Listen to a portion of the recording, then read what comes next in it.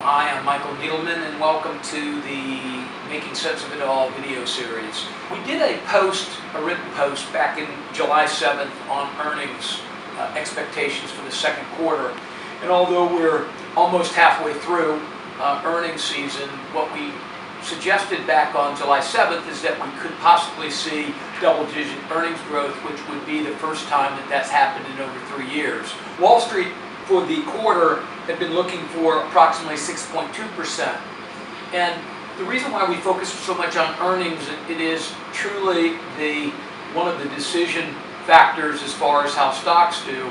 And what we were suggesting back July 7th is that if we saw acceleration in earnings, we could continue to see the market go up. We also suggested in that post that for the last 5 years that earnings forecasts have been very conservative, and after the earnings season is over, typically what we have watched is earnings be substantially higher, almost 3.5 percentage points higher than Wall Street has guessed over the last 5 years from the standpoint of quarterlies. What we wanted to talk about today, and we did a written post last night on this, is just to give you a review of the absolute numbers that we've seen as of Thursday of last week. As Thursday of last week, there were 229 companies of the S&P 500 that had reported numbers. They account for over 58% of the market capitalization. So as you can obviously determine that the stocks that have already reported, these are large market caps. Currently, what we've watched from those 229 companies is that they have reported almost 10% earnings growth, double digits, as we had suggested it might happen. As a matter of fact, it's 9.8%. And the more interesting statistic we found was 69.4% of the 229 companies had beaten. So almost 70% of the companies had beaten expectations.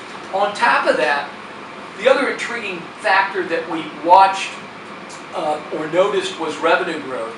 We have watched earnings growth happen because of great cost control, because of accelerating movement overseas or new products, but what we really truly haven't seen overall is revenue growth coming from large companies.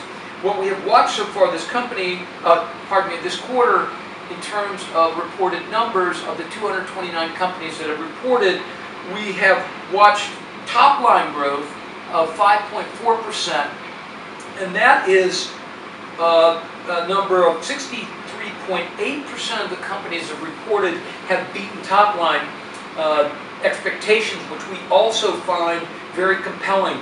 We think that there's a double kind of push here. One is the earnings growth, but the other factor that we think also gives you multiple enhancement is revenue growth. Clearly, stocks have come a long way. Some of the movement that we've watched has already been built in. We continue to watch the remaining companies report from the standpoint of the overall S&P, but so far we're fairly close to that 10% number as far as double digits. We do believe the third and the fourth quarter will see double digits earning growth.